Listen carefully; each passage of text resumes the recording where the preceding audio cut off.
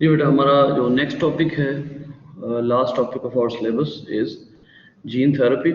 और ये जो जीन थेरेपी है, इसके हवाले से सबसे पहले तो थोड़ा सा इंट्रोडक्शन जो है, first of all we would have bit of introduction.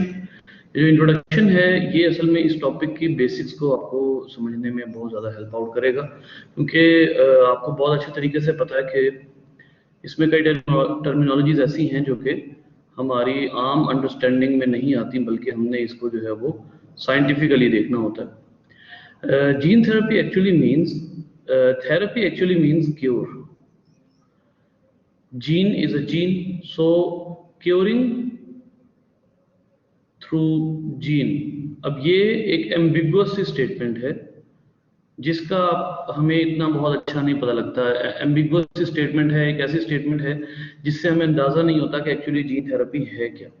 But let's have some proper definition of gene therapy. The proper definition is curing of a genetic disease by engineering a gene। Gene को की engineering करके, engineering अ defected gene, किसी भी defected gene की engineering करके तो उसको जो है वो किसी जेनेटिक डिसऑर्डर को रिमूव करना, ख़त्म करना, उसको क्योर करना क्या कहलाता है? जीन थेरेपी कहलाता है। ठीक है, इसमें हम क्या क्या कुछ कर सकते हैं? We can add the gene, we can delete the gene, and in modern technology we can even edit the gene. लेकिन ये चीज़ फिलहाल जो है वो भी आप यूँ कह लीजिए कि ये इतनी आगे की बात है कि इसको आप फिलहाल जो है वो कंसिडर ना ही करें तो बेहतर है। जीन को एडिट करके उसी जीन को दोबारा प्लेस करना ये तकरीबन इम्पॉसिबल कामों में से है, लिहाजा हम इसको यही कहते हैं कि इसको कंसिडर ना ही करें तो बेहतर है। किसी जीन को डिलीट करके और उसकी जगह पर कोई और जीन, यानी इसमें हम जो है वो ऐड, डिलीट या एक सबसे इंपॉर्टेंट काम क्या करते हैं, वी सब्स्टिट्यूट द जीन, यानी कि एक जीन की जगह दूसरा जीन, हेल्दी जीन लगा देते हैं। और ये है वो बेसिक काम जो हम करते हैं। एडिशन और डिलीशन को तो आप छोड़ दीजिए ना, जो बेसिक काम, असल काम जो हम करते हैं वो ये वाला है, यानी किसी भी जीन को हम सब्स्टिट्यूट कर देते हैं, उस जगह पर हम उस जीन को जो है वो उसकी जगह कोई हेल्दी जीन ऐड कर देते हैं। ठीक है, अब जीन थेरेपी जो है वो दो तरह की होती है। एक होती है विद इन द बॉडी, यानी हम बॉडी के अंदर ही चेंजिंग कर लें, विद इन द बॉडी। ऐसी सूरत में हम ऐसी जीन थेरेपी को कहते हैं इन वीवो, इन वीवो। ठीक है, और बाज़ औक़ात होता है we take the cell out, जिस सेल को हमने, जिस सेल के डीएनए को हमने एडिट करना होता है, we take the cell out of the body, then body, then do the therapy. एक दफ़ा जो है वो हम उसको बाहर निकाल देते हैं बॉडी से, और उसके बाद उसको हम थेरेपी करते हैं, यानी उसके बाद हम हमने उसमें जीन की जो भी सब्स्टिट्यूशन करनी होती है वो हम करते हैं। ऐसी सूरत में जब आप सेल को बॉडी से बाहर निकालते हैं तो इसको आप कहते हैं एक्स वीवो, या दूसरे अल्फाज में आप इसको कहते हैं इन विट्रो। इस तरह से जो है वो हम ये दो तरह से जीन थेरेपी को पूरा कंप्लीट करते हैं, एक्स वीवो, इन विट्रो या इन वीवो। बॉडी के अंदर जो है वो बॉडी के अंदर ही हम एडिटिंग कर देते हैं। इनकी एग्जांपल्स अभी हमें मिलेंगी कि इन वीवो और एक्स वीवो कौन कौन सी। जैसे अभी हम एक एग्जांपल पढ़ने लगे हैं किसकी, एक्स वीवो की।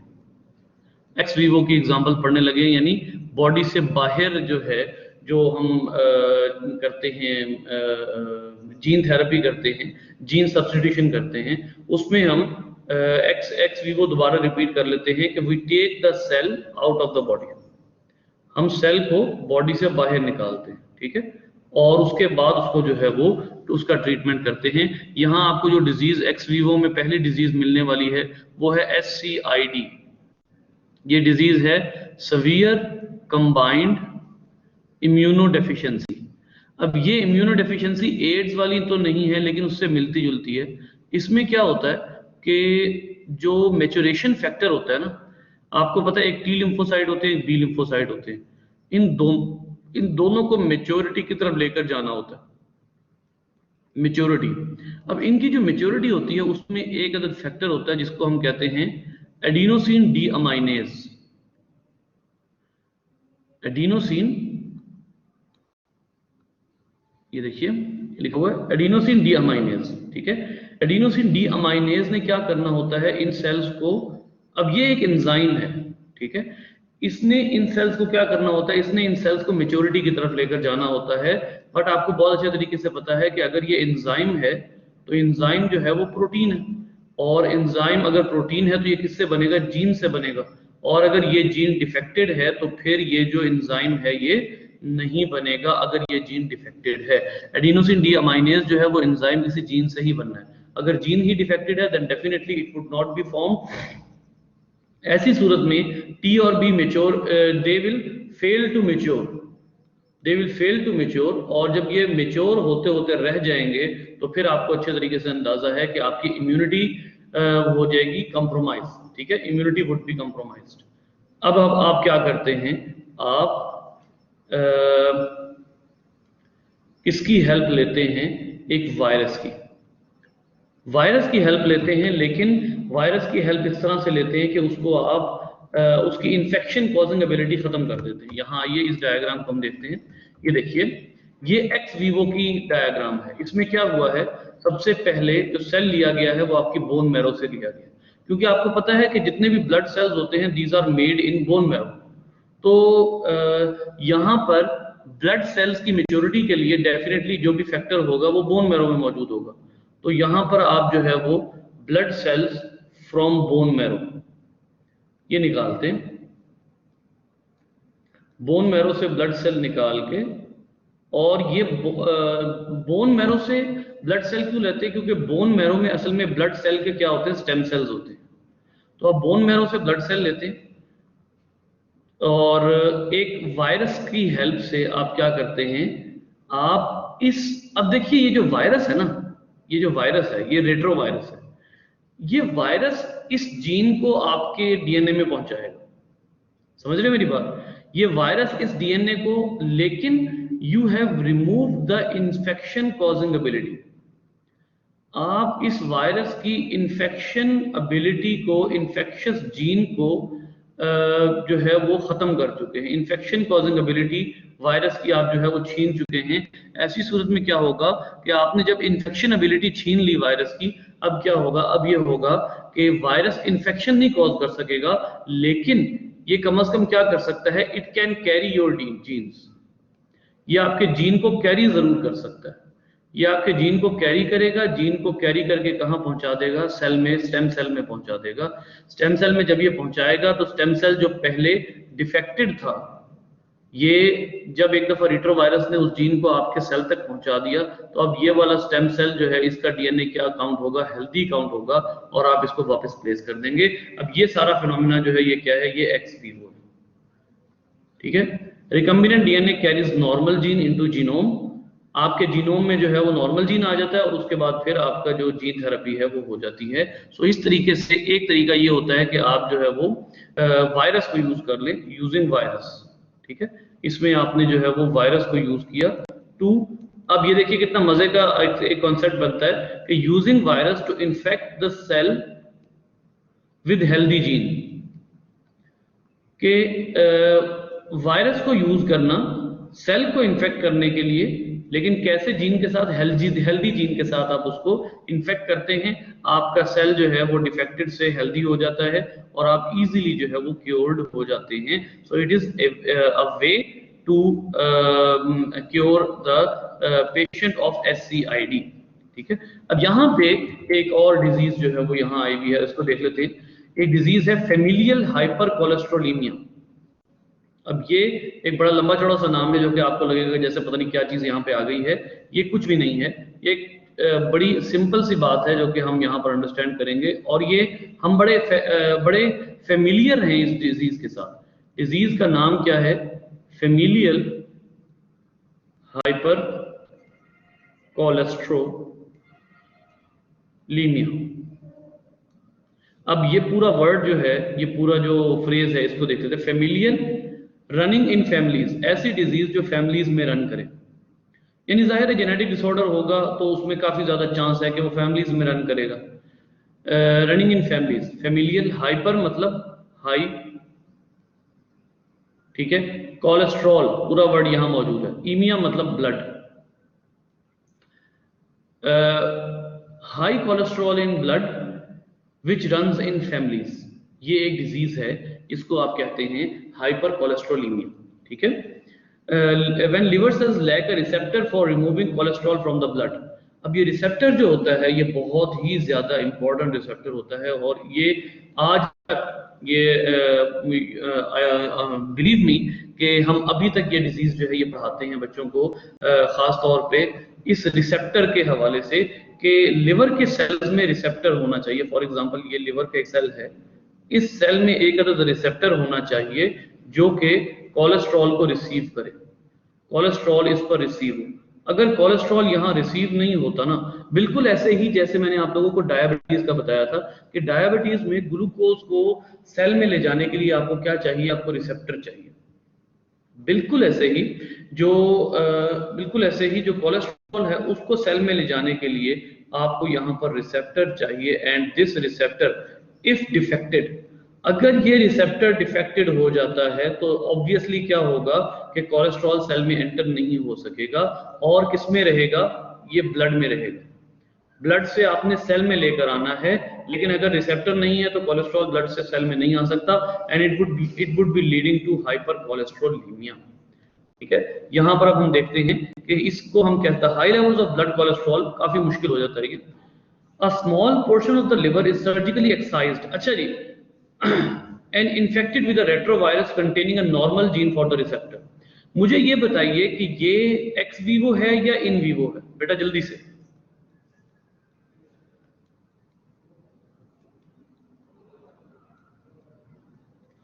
हरी अप, ये जो क्योर हम कर रहे हैं क्या है, एक्स वीवो, क्या वजह? सर हम उसके अंदर देखें ना, सेल को रिमूव कर रहे हैं और उसके बाद वायरस में इंजेक्ट करके फिर उसको नॉर्मल जीन दे रहे हैं ना। ये देखिए सर, बिल्कुल सही आंसर है आपका। वो क्या कह रहा है, वो कह रहा है a small portion of liver is excised, liver का छोटा सा पोर्शन जो है उसको हम निकाल रहे हैं, उसको हम रिमूव कर रहे हैं। सो ये आपके पास दो एग्जांपल्स आ गई हैं, एक पिछली और एक ये आर्टिकल अगर लिखने के लिए आता तो मैं आपको इसकी हेडिंग बनवा देता, लेकिन वैसे अगर आप ये आर्टिकल देखें तो ये एक एग्जांपल और एक पिछली जो डिजीज है, ये दोनों एक्स वीवो की एग्जांपल्स हैं, और इसके जरिए आप जो है वो वंस अगेन रेट्रोवायरस के जरिए अपना जीन पहुंचाते हैं, उसकी इन्फेक्शन कॉजिंग एबिलिटी खत्म करके। फिर एक डिजीज है, ये बड़ी खतरनाक डिजीज है, ये एक और जो है वो प्रॉब्लम है जिसको आप कहते हैं cystic fibrosis. Cystic fibrosis, cystic fibrosis में क्या होता है, सिस्टिक फिब्रोसिस भी इसी तरह की एक डिजीज है जिसमें जो रिसेप्टर होता है वो क्लोरीन का रिसेप्टर होता है, chlorine receptor, chlorine receptor for transmembrane transport, transmembrane transport lakhs. जो ट्रांसमेम्ब्रेन ट्रांसपोर्ट है क्लोरीन की, यानी क्लोरीन को अंदर ले जाने के लिए या बाहर लाने के लिए जो ट्रांसमेम्ब्रेन ट्रांसपोर्ट है रिसेप्टर, ये डिफेक्टेड हो जाता है, और जब ये रिसेप्टर डिफेक्टेड होता है तो फिर क्या होता है कि क्लोरीन की ट्रांसपोर्ट पॉसिबल नहीं रहती। ऐसी सूरत में क्या होता है, ऐसी सूरत में जो क्लोराइड आइन है, ये देखिए transmembrane carrier of the chloride आइन, ठीक है। ऐसी सूरत में क्या होता है कि जो क्लोरीन होती है वो या सेल के अंदर या सेल के बाहर काफी ज्यादा एक्यूमुलेट हो जाती है, ठीक है। अब फॉर एग्जांपल यहां पर मैं आपको जो है वो एक छोटी सी मिसाल देता हूं कि इसकी डायग्राम को थोड़ा सा और प्रॉपरली हम बनाते हैं।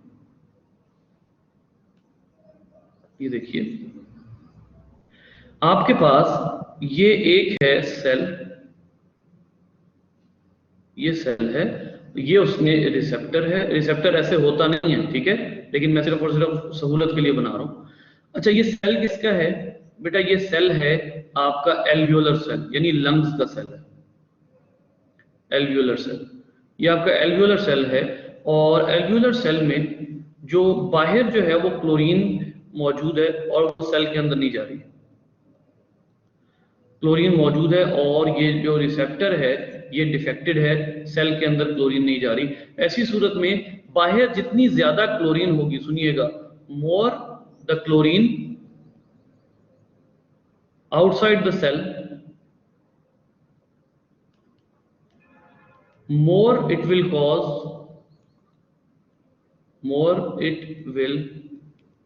cause the production of mucus, ये म्यूकस की प्रोडक्शन को ज्यादा से ज्यादा कर देगी। अब ये म्यूकस की प्रोडक्शन को जितना ज्यादा करेगी, आप देखिए आपके लंग्स में म्यूकस होनी चाहिए, जरूरी है, म्यूकस लाजमी है, लेकिन अगर म्यूकस ज्यादा होगी तो आपको सांस लेने में बहुत मुश्किल पेश आएगी। म्यूकस के बगैर लंग्स का गुजारा नहीं है, लेकिन अगर बहुत ज्यादा म्यूकस होती है तो फिर आप सांस नहीं ले सकते और ultimately it leads to death. तो यहां पर भी यही बात लिखी हुई है, और कीजिए, वो कहता है कि patients often die due to numerous infections of the respiratory tract, बहुत मुश्किल हो जाती है। इन वीवो मेथड इसमें होता है, liposomes microscopic vesicles that spontaneously form when lipoproteins are put into a solution have been coated with gene needed to cure cystic fibrosis। अब छोटी छोटी वेसिकल्स होती हैं जो, अब ये बड़ा इंटरेस्टिंग है, इसको जरा सुनिएगा। फ्रॉम आउटसाइड द बॉडी आप छोटी छोटी वेसिकल्स बनाते हैं, बहुत छोटी छोटी, लेकिन इन वेसिकल्स में आपका डिजायर्ड जीन मौजूद होता है, ठीक है। अब ये जो वेसिकल होती है इसको आप कहते हैं लाइपोसोम्स। इन वेसिकल्स को आप जो है वो किसी इनहेलर के जरिए लंग्स में पहुंचा देते हैं। लंग्स में पहुंचाने के बाद आप जब एल्वियोलाई में ये वेसिकल जाती है, तो क्योंकि ये लिपिड से बनी हुई है, आप लाइपोसोम कह रहे हैं इसको, ये क्योंकि लिपिड से बनी हुई है, तो इसका क्या मतलब होगा कि cell takes it up, cell इसको टेक अप कर लेता है। यानी आपने लाइपोसोम वेसिकल बनाई, इस वेसिकल में जीन है, आपने इनहेलर के जरिए वो लाइपोसोमल जो वेसिकल है वो आपने लंग्स में भेजी, लंग्स ने इसको टेक अप कर लिया, और उसके बाद लंग्स क्या कर देंगे, टेक अप करने के बाद लंग्स इसको जो है वो हाँ, इसको टेक अप कर लेने के बाद लंग्स जो एल्वियोलर सेल्स हैं, they will start creating a healthy receptor, start synthesising a healthy receptor, ये एक हेल्दी रिसेप्टर बना लेंगे। यानी इसका मतलब ये हुआ कि यहां पर आपने जो जीन है वो सेल को दिया है कि भाई तुम खुद ही रिसेप्टर बनाओ। जी बेटा, ये इन विवो है, खैर यहाँ पे लिखा ही हुआ है इन विवो है, ये इन विवो मेथड है, ठीक है। तो आपने इनहेलर के जरिए लाइपोसोम भेजा, solution is sprayed into patient's nostrils due to limited gene transfer, this methodology has not yet been successful, इतनी बहुत ज्यादा सक्सेसफुल है नहीं। फिर इसके बाद आ जाइए कैंसर पेशेंट्स का, ये एक ऐसा क्योर है जिसमें उनको कीमोथेरेपी के अगेंस्ट जो है वो जीन थेरेपी दी जाती है। ऐसे जीन दिए जाते हैं जो कीमोथेरेपी को बर्दाश्त कर सकते हैं, क्योंकि आमतौर पे आपको पता है कि कीमोथेरेपी बर्दाश्त करना हर एक के लिए पॉसिबल नहीं होता, तो ऐसे जीन दिए जाते हैं जो कीमोथेरेपी को बर्दाश्त कर लेते हैं। सो आप जो है वो उनको जो है वो बाकायदा जीन देते हैं, और वो कीमोथेरेपी, अब ये कौन सी है, have given genes to cancer patients that make healthy cells more tolerant to chemotherapy or make tumors more vulnerable to it। यानी या तो हेल्दी सेल्स को ज्यादा टॉलरेंट कर दो या ट्यूमर सेल्स को वीक कर दो। ये जो वल्नरेबल है इसका मतलब है वीक करना।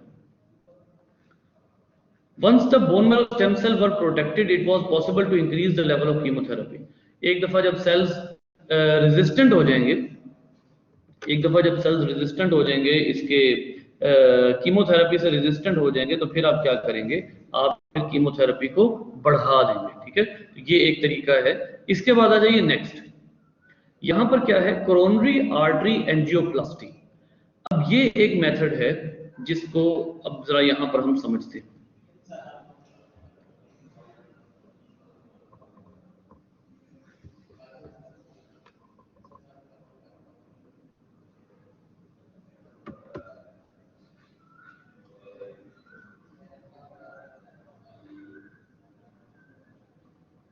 एक मिनट रुकिएगा।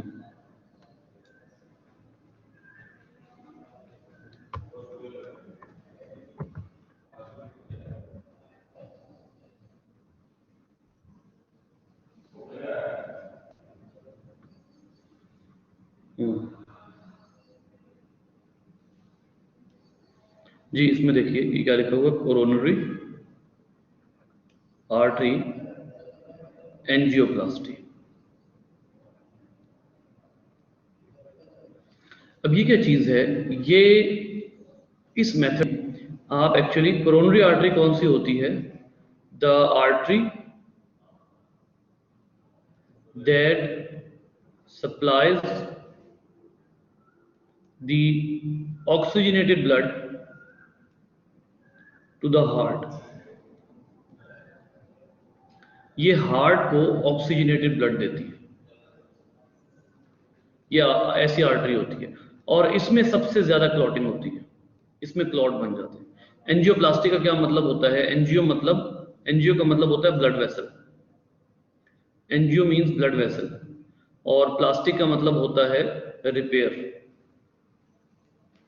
ठीक है, तो आप क्या करते हैं, अब बैलून कैथेटर। अब कैथेटर क्या होता है, कैथेटर भी आपको यहाँ पर जो है वो मैं बता देता हूँ कि कैथेटर क्या चीज है। कैथेटर बेटा एक बहुत लंबी डक्ट के आगे मौजूद एक छोटा सा नीडल लाइक स्ट्रक्चर होता है, और एंजियोप्लास्टी में क्लॉट को रिमूव करने के लिए जो भी चीज होती है वो यहाँ पर एडजॉर्ब कर दी जाती है। एडजॉर्ब यानी जो भी आपने क्लॉट को, यहाँ पर क्लॉट रिमूविंग फैक्टर, आप क्लॉट रिमूव करना चाह रहे हैं तो आप क्या करते हैं, आप क्लॉट रिमूविंग फैक्टर को यहाँ पर एडजॉर्ब करवा देते हैं, यहाँ पर जोड़ देते हैं। ठीक है, और उसके बाद इसको नीडल को बॉडी में इंजेक्ट करते हैं। जब नीडल बॉडी में इंजेक्ट होती है तो ये क्लॉट को खुद ब खुद रिमूव कर देता है। A balloon catheter is sometimes used to open a closed artery. The artery has a tendency to close up once again. अब ये एक प्रॉब्लम है कि दोबारा कोलेस्ट्रॉल जो है, यानी एक दफा once successful, it is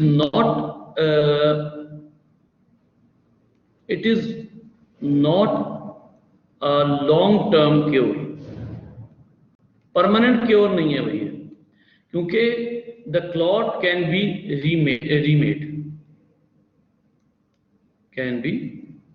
remade, अब ऐसी सूरत में क्या होगा कि आपको क्या करना पड़ेगा, the clot can be remade, और उसमें क्या होगा कि द सेल्स, अब यहां पर आप गौर कीजिए, the cells must be able to fight against the clot. Cell को इतना आप इस काबिल बना दें कि वो क्लॉट के अगेंस्ट फाइट कर सके, सेल को ही इस काबिल बना दें, बजाय इसके कि आप जो है वो बार बार एंजियोप्लास्टी करें, बार बार कैथेटर घुसाएं, बार बार उसको रिमूव करें, बजाय इसके वहां के सेल्स को इस तरह का कर दें कि सेल जो है वो क्लॉट दोबारा ना बनने दें। आप क्या करते हैं, the balloon is coated with a plasmid that contains a gene for vascular endothelial growth factor. vascular का मतलब होता है, vascular का वैसे मतलब होता है transport.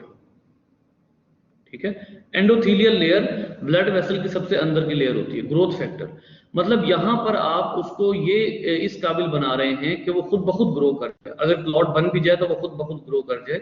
The expression of the gene which promotes the proliferation of blood vessel. देखिए वेस्कुलर एंडोथेलियल ग्रोथ फैक्टर क्या कर रहा है, प्रोलिफरेशन ऑफ ब्लड वेसल कर रहा है। ठीक है, इसका मतलब ही ये है वेस्कुलर ट्रांसपोर्ट। ठीक है, उसके बाद endothelial,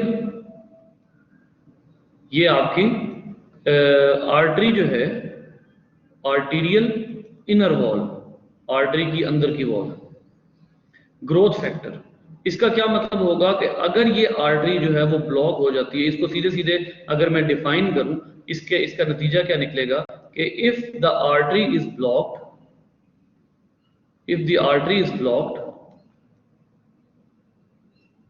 it would itself create a bypass। ये खुद ही एक बाईपास बना लेगा, जैसे हम बाईपास करवाते हैं ना, आप इसको इस काबिल कर देंगे ये खुद ही बाईपास कर दे उस चीज को, लेकिन ऐसा जो है वो बहुत कम हुआ है, ऐसा बहुत मुश्किल है।